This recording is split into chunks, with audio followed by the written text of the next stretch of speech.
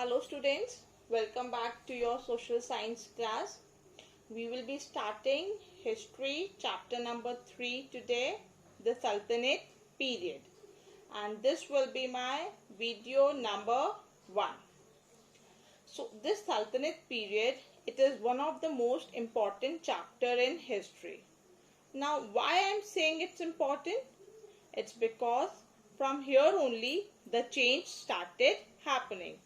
There was a change in administrative system. There was a change in culture. You remember in the last chapter, we discussed about the changes that started happening in the medieval period. You all remember that? We discussed about the South India, right? We discussed about the kingdom of Deccan. We discussed about the kingdoms of South. Now in this chapter, let us move from South to North. In the previous chapter, when we were discussing about the regional kingdoms, we had basically discussed about the southern part, right? Now, in this chapter, we are going to discuss about the northern part. We are basically going to focus on Delhi. In the previous chapter, we discussed one of the most important battle, that was Battle of Tarain, in which at last Prithviraj Chauhan was defeated, which means that Muhammad Ghori had established his rule, but before that it was Prithviraj Chauhan only who started making his kingdom in Delhi. So in this chapter we are going to study about the Delhi Sultanate. See, the period which starts from 1206 to 1526, that is known as the age of Delhi Sultanate, and there were 5 dynasties who ruled during this period. Sources. We all know, we have discussed this in every chapter, that every event that had occurred in our history contained some sources of information. So when we talk about the Sultanate period, what are the sources of information? First one is accounts of travelers. Second one is court chroniclers. Now who are chroniclers? You have any idea who are chroniclers? Chroniclers is a person who writes account of an important or an historical event. There is a chronicler in the court of the king who keeps records of all the important things that happened. Then there were certain other sources of information, like coins were there, inscriptions were there, monuments were there. We have discussed how these coins, inscriptions, they act as a major source of information in chapter number 1. Remember? Apart from this, there were few foreign travelers like Ibn Battuta and Marco Polo who visited India, and they had written about the conditions of that time. Okay, so these are basically different sources of information of the Sultanate period. This is the hierarchy of the Delhi Sultanate. I told you that there were 5 dynasties which ruled during this period. That was Slave Dynasty, Khalji Dynasty, Tughlaq Dynasty, Sayyid Dynasty and Lodi Dynasty. So we will be starting with the Slave Dynasty first. Now Slave Dynasty. How did they got the word slave? Why were they, the rulers of this dynasty, they were called slaves? See, actually in Arabic language, slave means owned. Okay. So they were known as slaves or Mamluk Sultans, which means owned sultans. Now the different rulers of slave dynasty, the first ruler was Qutbuddin Aibak. Qutbuddin Aibak, he was the first ruler of the slave dynasty. You know, when Muhammad Ghori, we had discussed about Muhammad Ghori in the previous chapter. When he had left India, he had made Qutbuddin in charge of all the territories that he had conquered. So after he died, after Muhammad Ghori died, Qutbuddin, he became an independent ruler. Now he started ruling independently. He was a very generous man and he was also known as Lakh Baksh. Now why was he known as Lakh Baksh? Lakh means lakh rupees, okay. So he was a giver of lakhs because he used to give a lot of amount in charity. That is why he was known as Lakh Baksh. And because he was a very kind hearted and generous man, he used to do a lot of charity. Clear about Qutbuddin Aibak? What did we understand in Qutbuddin Aibak? First of all, he ruled from 1206 to 1210. He was the first ruler.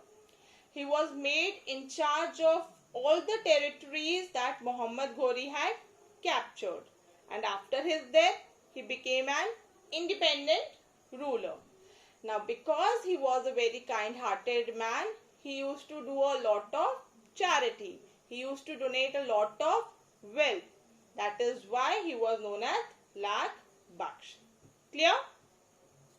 Shall we move to the next ruler now? The next ruler in the hierarchy was Shamsuddin Iltutmish.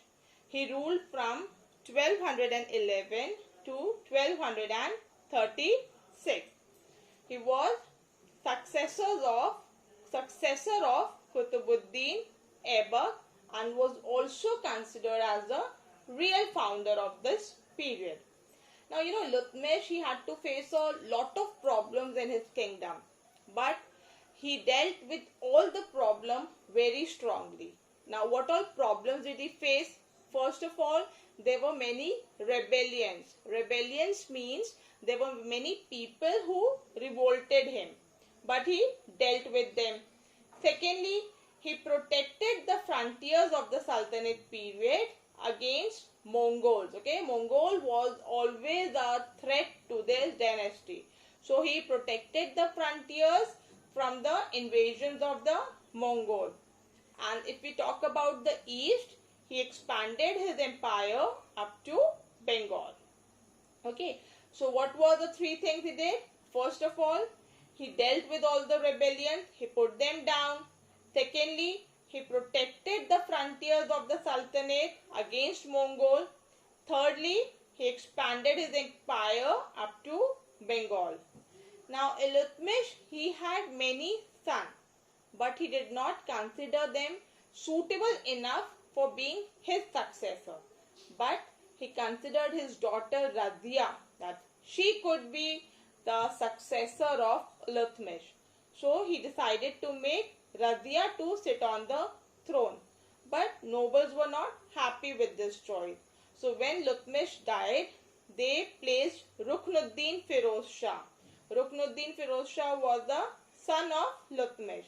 So when he died, nobles placed him on the throne. But Ruknuddin, he was not interested in administering the kingdom. He only spent time enjoying himself. He was least interested what was happening in the kingdom. He was not interested what type of administration was going on. So later on, Razia, with the support of the people of that city, again she became the ruler. Clear? Next, we'll study about Raza Sultan. See, she was the first female Muslim ruler. Okay, Raza Sultan was the first female Muslim ruler, and her time period was short and full of problems.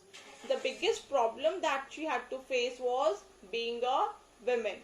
Remember, you just imagine that time when this dynasty was going on. At that time, it was not a trend that women working or commanding men.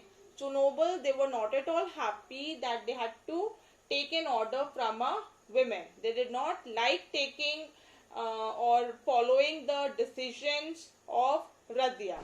So what they did, they plotted against her and they deposed her in 1240. And later on, she died. Now, Razia, she ruled from 1236 to 1240. And then in 1266 came Ghiyazuddin Balban. Then what happened between 1240 to 1266? After Razia, there was a long gap before Balban came. Then what happened between the period from 1240 to 1266? See, before Balban acquired the throne, there were many kings who sat on the throne.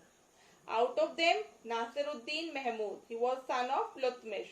He ruled from 1246 to 1266. And this Nasiruddin Mahmud, he was completely a puppet in the hands of nobles. He had no command of his own. He only followed what the nobles asked him to do. Then the last ruler of the slave dynasty was Ghiyasuddin Balban. Ghiyasuddin, he ruled from 1266 to 1286. He was the most powerful ruler of this slave dynasty. He was, who was Ghiyasuddin Balban? He was one of the most important noble since the time of Shamsuddin Lutmish. And I told you when I was telling you about Nasiruddin Mahmud, I told you that he was a puppet in the hands of powerful nobles, right? So, this Ghiyasuddin Balban, he was the real power behind Nasiruddin Mahmud. Balban, he strengthened his army. He fought against the local rulers. He defeated them. He also guarded the borders against Mongol raids. Now Balban, he wanted people to look up to the Sultan. Therefore, he introduced two customs. He introduced two Persian customs, that is Sajda and Paibos. What is Sajda? Anybody? You know what is Sajda? See, Sajda means stretching on the ground with one's forehead touching the ground. Okay.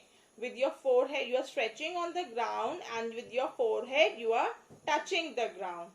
Another custom was Paibos. Paibos means kissing Sultan's feet. So these two customs were introduced by Balban, which was not liked by the people because they felt that this thing should be reserved only for God. And a king or the ruler should not ask them to do in front of them. So they were not happy with the custom introduced by Balban. Later in 1290, Khalji nobles, they captured the slave dynasty because the successors of the Balban, they were very weak. Clear? Understood about slave dynasty? Now, if we have to do a quick recap of slave dynasty, how would we do that? See, first of all, we need to know who were the rulers who ruled in the slave dynasty. They were Qutbuddin Aibak, Shamsuddin Lutmish, Raza Sultan and Ghiyasuddin Balban. Now, out of them, Ghiyasuddin Balban, he was the most powerful ruler of the slave dynasty. Qutbuddin, he was the first ruler of the dynasty. And Shamsuddin Lutmish, he was considered as the real founder of this period. If we talk about Raza Sultan, she was the first female Muslim ruler. Clear? Okay. Now, I'll give you a short assignment on the video that we have done today. Please write down these questions. Question number 1. Make a hierarchy of the rulers of the slave dynasty. We have to write the ruler's name in an hierarchy. Question number 2. Who was the last ruler of the slave dynasty, and define the two customs introduced by him. You need to tell the last ruler of the slave dynasty and you need to describe the two customs that he introduced. Question number 3. Who was called Lakh Baksh and why? I hope you are clear with all these 3 questions and you will be able to do these 3 questions in your classwork copy. In my next video, we will be discussing about Khalji dynasty. Okay? Take care students. Bye-bye.